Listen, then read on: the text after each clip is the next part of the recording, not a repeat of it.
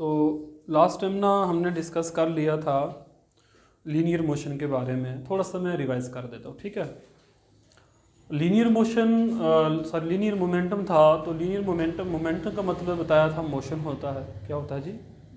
Motion. किसी body में कितना मोशन है ये हमें बताता है मोमेंटम। तो मोमेंटम बच्चे दो टाइप्स के होते हैं। कितने किस्म के होते हैं? एक होता है लीनियर मोमेंटम, एक होता है अभी जो बॉडी स्ट्रेट पाथ में मूव करेगी तो उस वक्त जो मोमेंटम, जो मोशन वो हमें जो क्वांटिटी हमें बताएगी इसमें कितना मोशन है, तो उसको क्या कहते हैं? Linear momentum. क्या कहते हैं? वही बॉडी अगर एक सर्कुलर पाथ में घूमना स्टार्ट करते हैं, किसमें? तो याद रखना बच्चे उस वक्त उसका जो मोमेंटम है वो हो जाता है क्या? अच्छा, उसको बोलते हैं एंगुलर मोमेंटम। क्या होता है बच्चे? जैसे हमने एंगुलर वेलोसिटी पढ़ी थी ना, एंगुलर वेलोसिटी पढ़ी थी बच्चे, एंगुलर एक्सेलरेशन पढ़ी थी हमने, वैसे ही अब क्या है? एंगुलर मोमेंटम भी होता है। सिंपल है बच्चा, आप याद रखना, इसको हम डिनोट करते हैं किसे? एल से। किसे करते हैं? और ये बराबर होता है आर क्रॉस पी के। सिंपल आप ये एक याद रख लो फार्मूला। इन सिंपल टर्म में अपने बच्चे याद रखना ये होता है एम वी आर के। किसके बराबर होता है? M v r. M v momentum है और आर रेडियस है किसी पाथ का। रिलेशन याद रख लो एंगुलर मोमेंटम का और बच्चे किसका? लीनियर। एल से हम डिनोट करते हैं इसको, एंगुलर मोमेंटम को। तो ये और बच्चे हमने थोड़ी सी टाइप पढ़ी थी, एक को कांस्टेंट बनाया था ना, जैसे हमने मास को बराबर रख के वेलोसिटी को वेरी करवाया तो देखा किस तरीके का रिलेशन होता है। फिर हमने मोमेंटम को कांस्टेंट बना के देखा कि मास और वेलोसिटी में कैसा रिलेशन, हमने देखा कि मास और वेलोसिटी इनवर्सली डिपेंड करते हैं। क्या करते हैं? यानी जिस बॉडी का मास ज़्यादा होगा वो कम वेलोसिटी के साथ मूव करेगा, और जिसका वेलोसिटी कम होगी बच्चे वो, और सॉरी जिसका मास कम होगा उसकी वेलोसिटी ज़्यादा होगी, जिसका मास ज़्यादा होगा उसकी वेलोसिटी कम होगी। ठीक है। आज का जो बच्चे टॉपिक है वो है न्यूटन लॉज ऑफ मोशन। क्या है? आप सिंपल लिखो Newtonian laws of motion. Newtonian laws of motion.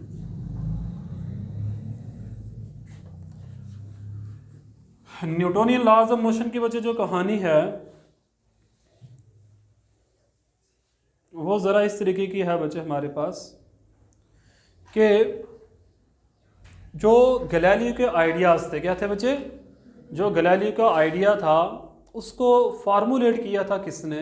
Newton ने। He is the first scientist और फर्स्ट फिजिस्ट आप कह सकते हो जिसने फिजिक्स की क्लासिकल मैकेनिक्स की ब्रांच रखी थी। कौन था बच्चे वो? न्यूटन था बच्चे। कौन था? अभी न्यूटन के लॉज ऑफ मोशन बच्चे क्या है? इसने रूल्स बनाए, इसने रूल्स सेटअप किए किसके लिए बच्चे? For the motion of a body के लिए। तो जो सबसे पहला पॉइंट आपने याद रखना है, न्यूटन लॉज ऑफ मोशन बच्चे जो थे ना ये न्यूटन के नाम से ही है। न्यूटन जो था सर इसाक न्यूटन, पूरा नाम है बच्चे इसका, ठीक है? Sir Isaac Newton set up the rules, set up the laws which governs the motion of a body। यानी इसने लॉज बनाए। किसके लिए बच्चे लॉज बनाए थे? ये बॉडी के मोशन के लिए, कि बॉडी का मोशन क्या है उसके लिए बच्चे इसने लॉज बनाए थे। क्या बनाए थे? उसी लॉज को बाद में इसी के नाम से कहा गया न्यूटन लॉज ऑफ मोशन। बनाए न्यूटन ने थे बच्चे। किसने बनाए थे? और बाद में इसी के नाम पर क्या कहा गया? उन लॉज को न्यूटन लॉज ऑफ मोशन कहा गया बच्चे, ठीक है ना। और इसीलिए बच्चे हम कहते हैं कि फादर ऑफ मैकेनिक्स जो है वो न्यूटन है बच्चे। कौन है? देखिए लंबे लंबे बाल बच्चे की फोटो देखा होगा इसका आपने, इन एनसीईआरटी बुक्स में भी होगा, आप देख लेना, ठीक है ना। लंबे लंबे बाल हैं बच्चे, इसका पूरी कहानी लिखी, कहाँ का रहने वाला था, क्या किया इसने, सारा बच्चे। न्यूटन लॉज ऑफ मोशन बच्चे इसने सबसे पहले स्टडी की थी किसके बारे में? मोशन ऑफ अ बॉडी के बारे में। तो वो न्यूटन ही था। तो इसने रूल्स बनाए। क्या बनाए बच्चे? For the motion of a body के लिए। बाद में बच्चे क्या होगा? इसी के नाम पर बच्चे उस लॉज को क्या कहा गया? Newton laws of motion. तो बच्चे हम क्या लिखेंगे? These laws of motion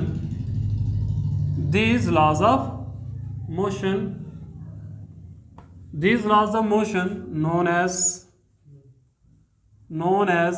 Newton laws of motion। Newton laws of motion कहा जाता है। यहाँ तक मुझे क्लियर हो गया। इसने 3 लॉज बनाए, वो तीनों लॉज ने फोर्स को डिफाइन किया। बच्चे क्या किया? पहले आपको बताओ, तीनों लॉज ने किसको डिफाइन किया?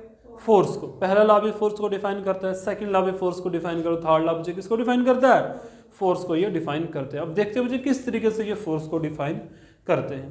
पहली बात बच्चे हमने फर्स्ट लॉ की स्टेटमेंट लिखनी है फिर हमने लिखना है कि कैसे फर्स्ट लॉ ने किसको डिफाइन किया, फोर्स को। किसको डिफाइन किया बच्चे, फोर्स को कैसे डिफाइन करते। पहले लिखो बच्चा Newton first law of motion, पहले इसको हम स्टडी करेंगे। Newton first law of motion, Newton first law of motion. बच्चे हम आपकी एनसीईआरटी को ही उठाएंगे, ठीक है ना। तो बच्चे न्यूटन लॉज ऑफ मोशन जो था ये कहाँ से आया, इसका बेसिक क्या था, तो आपको बता दूं ये जो लॉ है ये गैलीलियो का लॉ ऑफ इनर्शिया ही है बच्चे। क्या है, इसने क्या किया, न्यूटन ने जो उसका लॉ ऑफ इनर्शिया था ना, गैलीलियो का लॉ ऑफ इनर्शिया जो हमने बच्चे पढ़ा है, अभी तक पढ़ा कि नहीं पढ़ा, इनर्शिया पढ़ा ना, उसी को इसने फॉर्मुलेट किया और बाद में उसी को अपना नाम दिया, ये Newton first law of motion है बच्चे। क्या है, Newton first law of motion. लिखो बच्चे जरा इसके बाद लिखो Galileo law of inertia. Newton का स्टार्टिंग पॉइंट बच्चे क्या था, न्यूटन का स्टार्टिंग पॉइंट क्या था, Galileo law of inertia, Galileo's law of inertia, Galileo's law of inertia was his starting point,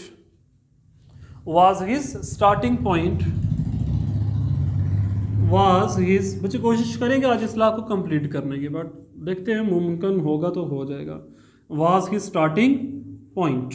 तो अपने बच्चे याद ये रखना है कि न्यूटन का जो फर्स्ट लॉ था, न्यूटन ने सबसे पहले जो काम किया उसका स्टार्टिंग पॉइंट बच्चे किसको मानकर चला था, वो गैलीलियो के लॉ ऑफ, बाद में जिसको वजह से फॉर्मुलेट किया एक लॉ की शक्ल में और क्या बना दिया, Newton first law of motion का। लिखो बच्चे वाज ही स्टार्टिंग पॉइंट, हो गया था बच्चे, विच ही फॉर्मुलेटेड, लिखो विच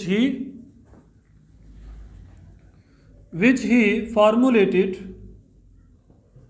फॉर्मुलेटेड, लिखा जाता है which he formulated as the first law of motion, as the first law of motion.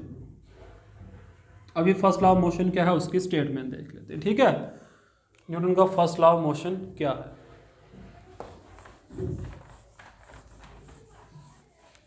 देखो स्टेटमेंट, न्यूटन फर्स्ट लॉ की स्टेटमेंट क्या है।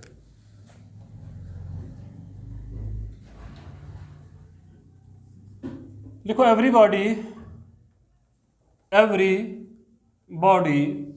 हर एक बॉडी, एवरी बॉडी, लिखो बच्चे every body continues to be, every body continues to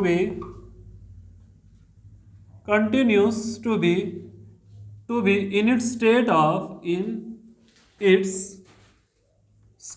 of rest, or uniform motion।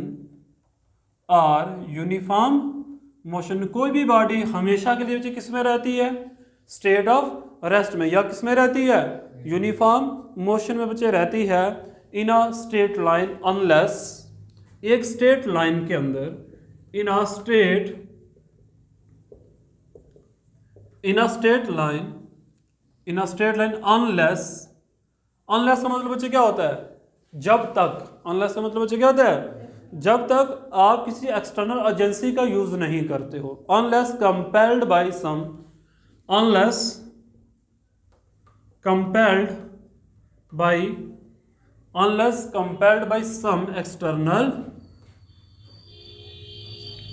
external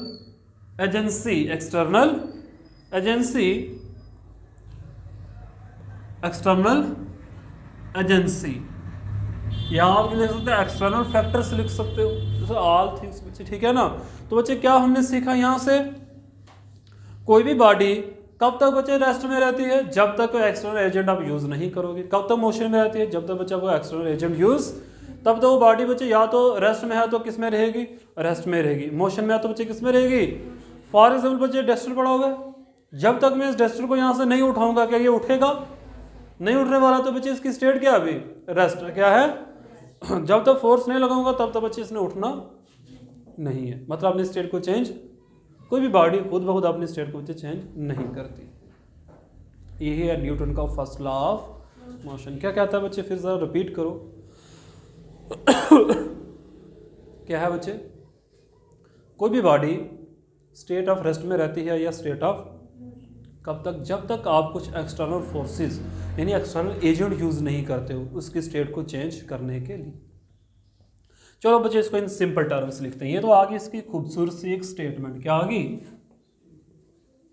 ये इसकी statement है। सिंपल टर्म्स में बच्चे हम क्या सीखेंगे, सिंपल टर्म। अब सिंपल टर्म्स में सीख लो इसको, डेफिनेशन को याद कैसे रखना है कि न्यूटन का फर्स्ट लॉ कहता क्या है। ये मुझे कहता है एनी बॉडी, या आप ऐसे लिखो, any body does not change, any body does not change our state, does not change our state by itself, बस आवर स्टेट बाई इटसेल्फ, यानी खुद ब खुद अपनी स्टेट को कभी चेंज नहीं करता। ये है बच्चा आपका न्यूटन का first law of motion in simple terms में। कोई चीज़ बच्चे मोशन में है, मैं आपसे बच्चे क्वेश्चन पूछूं, मान लो ये मेरे पास एक रोड है बच्चे, क्या है एक, चलो बच्चे इसको अच्छी सी रोड बनाते हैं, यहाँ पे लुक शुक डाल के ना चमकाते हैं इसको ना। मान लो बच्चे हाईवे है, क्या है ये हाईवे है, ये बच्चे बीच में एक लाइन है हमारे पास, ठीक है, ये बीच में लाइन्स लगी हुई है, होते हैं ना बच्चे वो रोड्स में लगे हुए, ये है। यहाँ से बच्चे गाड़ी आई, अभी गाड़ी बनानी पड़ेगी क्या, बच्चों ने बच्चे बड़ी गाड़ियाँ बनाते होते थे हम। ये कौन सी गाड़ी बन रही है, पता नहीं क्या बन रही है। मान लो बच्चे इसको चलाने वाला कोई ड्राइवर है, वो ड्राइवर बच्चे इस गाड़ी को चलाता है इस रोड के ऊपर, किस पर चलाता है बच्चे। अब आप बच्चे क्या सोचते हो, आप ब्रेक लगाते हो तो गाड़ी रुकती है, क्या ऐसा होता है, क्या ब्रेक लगाने से गाड़ी रुकती है, ऐसा कभी नहीं होता। According to Newton first law of motion, क्या होता है बच्चे, according to Newton first law of, ऐसा नहीं होता, ब्रेक लगाने से गाड़ी नहीं रुकती है। इसको रोकने वाली फोर्स है बच्चे, क्या है, इसको रोकने वाली फोर्स है। अब आप सोचोगे सर हम भी तो फोर्स लगा रहे थे, हमने जो पैडल को पुश किया, ब्रेक पैडल को, हम भी तो फोर्स लगा रहे थे, हमने तो गाड़ी को रोकने की कोशिश की। बट आप बच्चे बात याद रखना, जब तक एक्सटर्नल फोर्सेस नहीं होंगी, इंटरनल फोर्सेस को काम नहीं। वही बात बच्चे, गाड़ी खड़ी है, आप ये जो दिक्कत लगा, गाड़ी मूव करती है, आप भी तो फोर्स लगा रहे थे अंदर से बैठ कर, क्यों नहीं स्टेट को चेंज किया, स्टेट चेंज नहीं होती। इसी तरीके से अब गाड़ी चल रही है तो आप ब्रेक लगा रहे हो, तो मतलब अभी भी इंटरनल फोर्सेस लगी हुई हैं, तो गाड़ी रुकनी नहीं चाहिए थी, बट रुक जाती है। क्या हो जाता है बच्चे, वो कौन रोकता है, फोर्स ऑफ फ्रिक्शन रोकती है। कौन रोकता है बच्चे, उसे फोर्स ऑफ फ्रिक्शन रोकती है ना बच्चे। जो गाड़ियाँ चलती हैं उसको रोकने वाली तो फोर्स है, वही फोर्स का बच्चे हमने क्या नाम दिया, ये force of, according to Newton first law of motion, state को चेंज करने वाली एक फोर्स है, और चलती हुई गाड़ी को रोकने वाली फोर्स को बच्चे हम क्या बोलते हैं, फोर्स ऑफ फ्रिक्शन हम बोलते हैं। क्या बोलते हैं, समझा की बात बच्चे। वही रोड लो ना, वही गाड़ी लो, वही ड्राइवर लो, और चढ़ा दो उसको बर्फ के ऊपर, और बोलो आप लगाओ ब्रेक, रुकेगी गाड़ी? अभी फ्रिक्शन ही नहीं है तो गाड़ी कहाँ से रुकेगी, फ्रिक्शन होगी तो गाड़ी रुकेगी। अब वो जितनी मर्जी ब्रेकें लगाता रहे, होगा जाके एक्सीडेंट ही। समझा की बात। तो रोकने वाली गाड़ी को कौन है, फ्रिक्शन रोक दो। फ्रिक्शन एक फोर्स है, एक्सटर्नल फोर्स है बच्चे, क्या है ये, और भाई न्यूटन का last first law external forces की बात कर रही है। एक्सटर्नल एजेंट मैंने तभी लिखा हुआ है, आप एक्सटर्नल फोर्सेस की बच्चे ये बात करते हैं। ये डेफिनेशन समझ में आ गया आपको। एक और डेफिनेशन वो बच्चे, इसकी एक और डेफिनेशन है हमारे पास, वो भी देख लो, ठीक है। ये रोड की समझ आ गई आपको बच्चे। अगर हम कहते हैं देखो, अगर कोई स्टेट ऑफ रेस्ट या यूनिफॉर्म मोशन है तो समझ लेना बच्चे उसकी जीरो एक्सेलरेशन है। क्या है, जीरो एक्सेलरेशन बच्चे। क्या होती है, जीरो। लिखो बच्चे, इस पॉइंट को लिख लो आप, नेक्स्ट ओ और आर करके लिखना बच्चे। यानी जो स्टेट ऑफ रेस्ट हमारे पास होती है, द स्टेट ऑफ रेस्ट और uniform motion, uniform motion implies that implies zero acceleration. बच्चे क्या बताती है, बॉडी के अंदर एक्सेलरेशन कैसी है, बोलो, जीरो एक्सेलरेशन। बच्चे क्या है, क्या मतलब बच्चे इसका भाई डस्टर पड़ा है। पहली बात बच्चे, एक्सेलरेशन डिपेंड किस पे करती है, वेलोसिटी पे। किस पे डिपेंड करती है, और वेलोसिटी का चेंज होने को एक्सेलरेशन कहते हैं ना। एक चीज बच्चे रेस्ट में है, क्या उसकी वेलोसिटी होगी जीरो। वेलोसिटी जीरो तो बच्चे एक्सेलरेशन क्या हो जाएगी हमारे पास, जीरो के बराबर हो जाएगी। एक बॉडी है वो मूव कर रही है, बट वेलोसिटी उसमें भी नहीं चेंज होती है यूनिफॉर्मली। यूनिफॉर्मली मतलब बच्चे जो एक जैसी स्पीड से जा रही है, एक जैसी वेलोसिटी के साथ जा रही है, क्या उसमें एक्सेलरेशन होगी, उसमें एक्सेलरेशन नहीं होगी। तो न्यूटन ने फर्स्ट लॉ बच्चे क्या बोलता है, रेस्ट। आप ऐसे समझ सकते हो, रेस्ट और यूनिफॉर्म मोशन को बच्चे की बॉडीज किस में हैं, किस में है बच्चे ये, जीरो एक्सेलरेशन। ऐसी बॉडीज बच्चे जिसकी एक्सेलरेशन जीरो होती है वहीं पर आपका न्यूटन फर्स्ट लॉ होल्ड करता है। अब बच्चे समझ, हम यहाँ से समझे क्या है, यानी अगर कहीं आप समझना बच्चे, अगर कहीं स्टेट ऑफ रेस्ट की बात हो रही है तो मतलब किसकी बात हो रही है, जीरो एक्सेलरेशन। किसकी बात कर रहा है बच्चे वो, कहीं यूनिफॉर्म मोशन कह रहा है तो बच्चे कैसे एक्सेलरेशन की बात हो रही है, बोलो भाई कैसे एक्सेलरेशन की बात हो रही है, जीरो एक्सेलरेशन। कैसे हो रही है बच्चे बात। अब अगर आप एक्सेलरेशन को चेंज करना चाहते हो तो आपको फोर्स लगानी पड़ेगी, एक्सटर्नल एजेंट का यूज करना पड़ेगा। यानी अगर आप स्टेट को चेंज करना चाहते हो मतलब आपको बच्चे एक्सेलरेशन, नॉन जीरो एक्सेलरेशन की आप बात कर रहे हैं, रेस्ट में है तो जीरो एक्सेलरेशन है, यूनिफॉर्म मोशन में है तो जीरो एक्सेलरेशन है। मान लो बच्चे बॉडी ने अपनी स्टेट को चेंज किया, क्या किया बच्चे, चेंज किया, मतलब वेलोसिटी आई, वेलोसिटी आई तो मतलब एक्सेलरेशन आ गई बॉडी के अंदर। चलिए लिखो, दोबारा डिफाइन करें न्यूटन फर्स्ट लॉ। देखो also define, Newton first law also define, Newton first law also define, Newton first law also define if net external forces, Newton first law also define if net external forces, if net external forces on a body is zero, on a body is zero, if net external forces on a body is zero, on a body is, its acceleration is zero। अगर किसी body पर लगने वाली force zero है तो बच्चे मतलब उसमें बॉडी में क्या है, जीरो एक्सेलरेशन है, ठीक है ना। लिखा यहां तक, लिखो बच्चे, acceleration can be non zero, acceleration can be non zero, acceleration can be non zero, लिखा यहां तक, only if there is a net external force on the body. एक ही कंडीशन में वजह हो सकती है, अगर बॉडी पर क्या होगी, नेट एक्सटर्नल फोर्स होगी।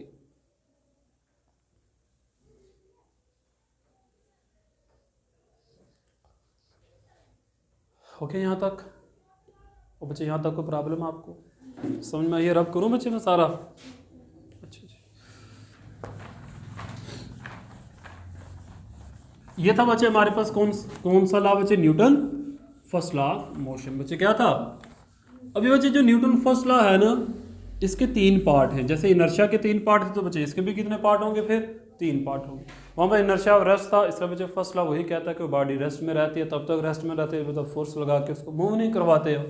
तो सेकंड पार्ट कहता है कोई बॉडी कब तक मोशन में रहती है, जब तक आप फोर्स लगा के उसको रेस्ट में नहीं लेकर आते। थर्ड पार्ट बच्चे कहता है कोई बॉडी अपनी डायरेक्शन को चेंज नहीं करती जब तक फोर्स लगा के उसको चेंज नहीं करते। देखो बच्चे, parts of three part of Newton first law of motion, three part of Newton first law of motion, three part of Newton first law of motion. देखो फर्स्ट पार्ट क्या कहता है, फर्स्ट पार्ट देखो बच्चे, फर्स्ट पार्ट क्या कहता है, लिखो, it says that a body, it says that a body, it says that a body, लिखो बच्चे, it says that a continues to be, it states that a body continues to be in a state of rest, in a state of rest, in a state of rest, in a state of rest। और बच्चे यहाँ तक ये part क्या कहता है, कोई body rest में बच्चे कब तक रहती है, जब तक आप उसको फोर्स लगा के बच्चे उसकी स्टेट को चेंज नहीं करते थे। तो हमने बच्चे फर्स्ट पार्ट में लिखा, it says that a body continues to be in a state of rest unless external force to be applied, external force to be applied, unless external force to be applied, हो गया तक, external force to be applied on the body to change in its state of rest to motion। लिखा, external force applied on a body to change its state of rest, its state of rest। बच्चे इसकी state को क्या करेगी, change करेगी। State of rest को change करके बच्चे क्या बना देगी, किसमें चेंज करेगी, मोशन के अंदर। तो लिखा आपने बच्चे change in it state of rest and the body began to move, और बच्चे बॉडी क्या स्टार्ट हो जाएगी, मूव करना स्टार्ट करेगी, and the body begins to move. Example लिख लो, फर्स्ट वर्ड के एग्जाम्पल लिख लो। देखो बच्चे a book lying on a table, lying on a table, एक बुक बच्चे कहाँ पड़ी हुई है, किसी टेबल के ऊपर है, कहाँ पर है बच्चे, a book lying on a table will continue to remain there, will continue